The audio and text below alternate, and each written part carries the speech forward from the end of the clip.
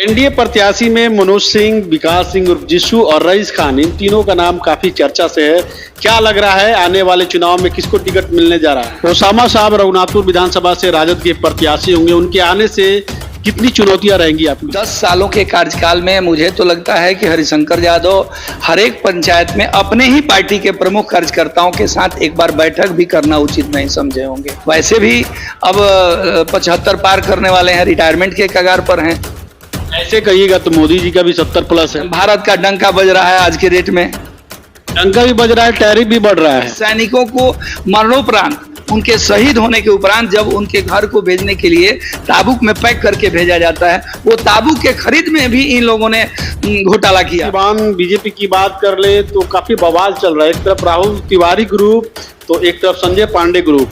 कुछ कार्यकर्ता हैं भाजपा के जो सीधे तौर पे संजय पांडे पे बहुत गंभीर आरोप लगा रहे हैं, जो पूर्व जिला अध्यक्ष है।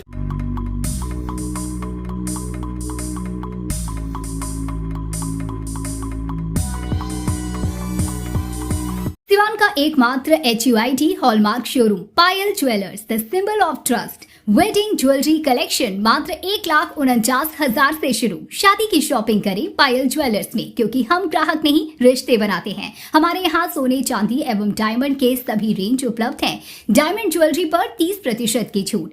HUID हॉलमार्क ज्वेलरी 18 कैरेट और 22 कैरेट पर मात्र 9% मेकिंग चार्जेस। हमारा पता है बड़ी मस्जिद के समीप सिवान। नमस्कार, मैं सचिन और आप देख रहे हैं बिहार न्यूज एक्सप्रेस। रघुनाथपुर से इस वक्त सबसे प्रबल दावेदारों में एनडीए से मनोज सिंह आगे चल रहे हैं, विकास सिंह उर्फ जिशु सिंह है और रईस खान जो लोजपा के नेता है वो लगातार जनसंपर्क कर रहे हैं। इन तीन लोगों का नाम काफी आगे चल रहा है और इस वक्त हमारे साथ बातचीत करने के लिए पूर्व एमएलसी, पूर्व रघुनाथपुर विधानसभा प्रत्याशी, सिवान सेंट्रल कोऑपरेटिव बैंक के अध्यक्ष मनोज सिंह के भाई और भाजपा जिला उपाध्यक्ष धनंजय सिंह हैं, सिवान विधानसभा के प्रभारी हैं। इनसे बातचीत करेंगे। धनंजय जी, सबसे पहले बिहार न्यूज एक्सप्रेस में स्वागत। आपका भी हम स्वागत करते हैं, साथ साथ आपके दर्शकों को मेरा नमस्कार है, प्रणाम है। एनडीए प्रत्याशी में मनोज सिंह, विकास सिंह उर्फ जिशु और रईस खान, इन तीनों का नाम काफी चर्चा से है। क्या लग रहा है आने वाले चुनाव में किसको टिकट मिलने जा रहा है? देखिए, पार्टी जिसको तय करेगी वो व्यक्ति चुनाव लड़ेगा, लेकिन मेरा मानना है भारतीय जनता पार्टी के प्रत्याशी के रूप में बड़े भाई मनोज कुमार सिंह, जो अभी वर्तमान में सिवान सेंट्रल कोऑपरेटिव बैंक के चेयरमैन हैं, पूर्व प्रत्याशी रहे हैं, उनको 50,000 प्लस वोट प्राप्त हुए हैं। निश्चित रूप से उन्हें टिकट मिलना चाहिए। रईस खान आते हैं या विकास सिंह उर्फ जिशु सिंह आते हैं तो क्या मनोज सिंह उसी दमखम के साथ रहेंगे? बिल्कुल रहना चाहिए। एनडीए जो तय करेगा प्रत्याशी का नाम, उस प्रत्याशी के साथ हम सब लोग रहेंगे। मैं व्यक्तिगत रूप से भारतीय जनता पार्टी का उपाध्यक्ष होने के नाते या आपके चैनल के माध्यम से कहना चाहूंगा, भारतीय जनता पार्टी, हम पार्टी, लोजपा, जनता दल यू, ये पांचों दल एनडीए घटक दल मिलकर के जिस व्यक्ति का नाम नामित करेंगे, निश्चित रूप से उनका हम लोग समर्थन करने का काम करेंगे। और सिवान की आठों सीट पर हम सब की तैयारी चल रही है। आने वाले दिनों में 2-4 दिन में सारे विधानसभा में एनडीए की बैठक की तिथि तय होने जा रही है।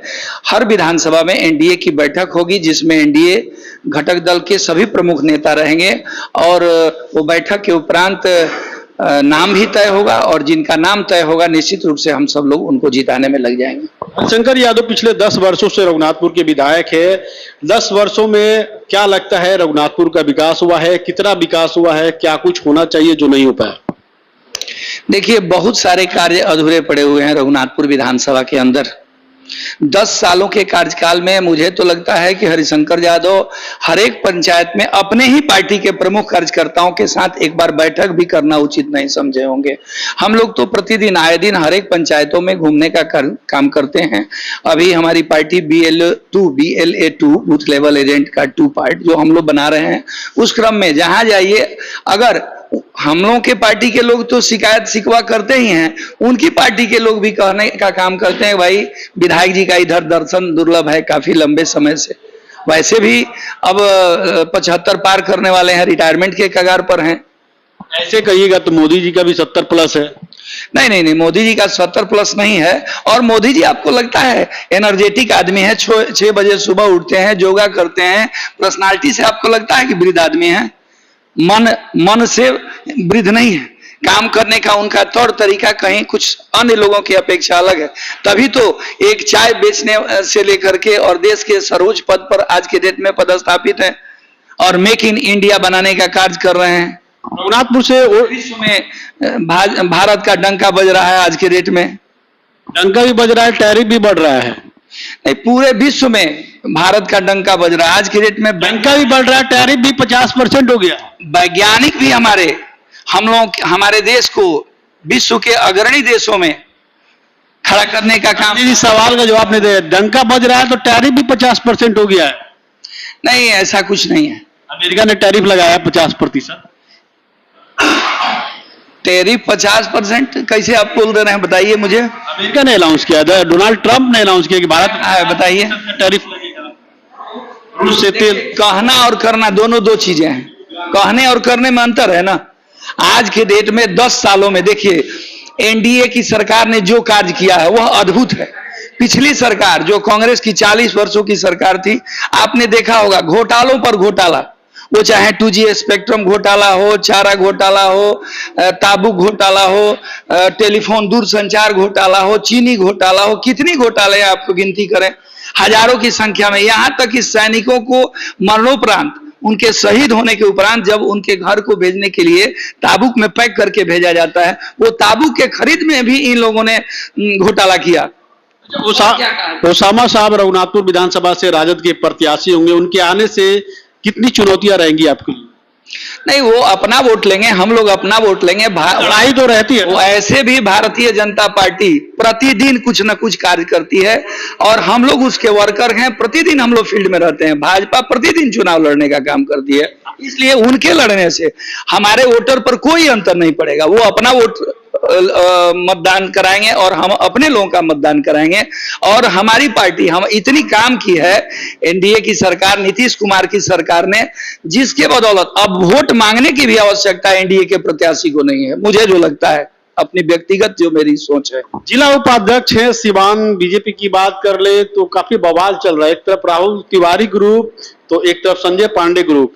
कुछ कार्यकर्ता हैं भाजपा के जो सीधे तौर पे संजय पांडे पे बहुत गंभीर आरोप लगा रहे हैं, जो पूर्व जिलाध्यक्ष है, और उनका साफ तौर पे एक दलाल नाम दिया गया है संजय पांडे का। आप ही के कुछ कार्यकर्ता हैं और इसके साथ ही इन्होंने ये भी कहा है कि राहुल तिवारी जो बीजेपी के जिला अध्यक्ष है, उनको रोका जा रहा है, उनको दबाया जा रहा है।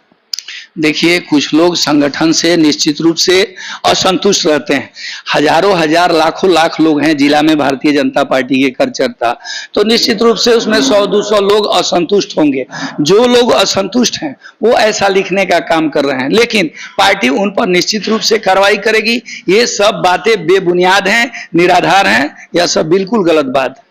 अब एक सामाजिक कार्यकर्ता है मनीष कुमार, जिसे आप जानते होंगे, महादेवा के निवासी। उन्होंने सोशल मीडिया पे एक पोस्ट डाला था, वैसे पे भरोसा कर लीजिए लेकिन बीजेपी पे मत कीजिए। उन्होंने इसका कारण भी लिखा था कि महादेवा में अखाड़े के दौरान 17 से 20 लड़कों पे एफआईआर दर्ज हुआ था और बीजेपी के नेताओं ने कहा था कि झूठा एफआईआर है, उसको निकलवा दिया जाएगा।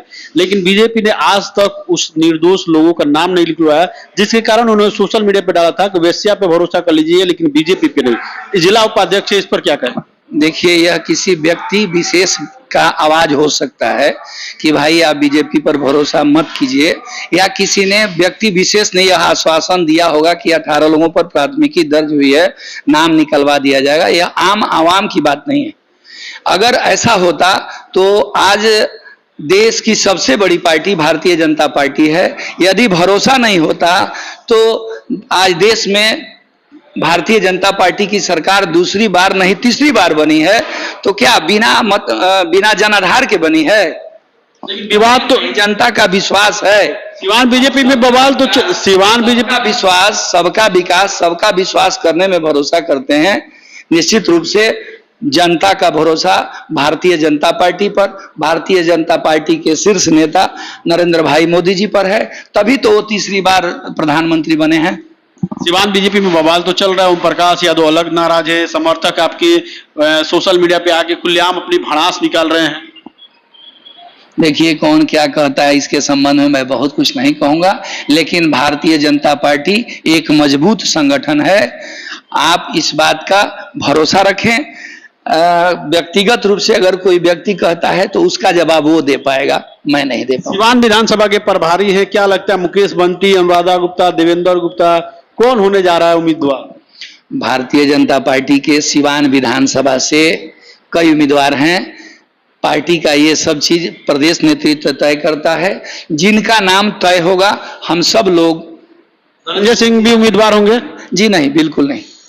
धनंजय सिंह क्या रघुनाथपुर या सिवान कहीं से भी? नहीं नहीं, अभी तो हम लोग संगठन में कार्य कर रहे हैं, मौका मिलेगा तो देखा जाएगा।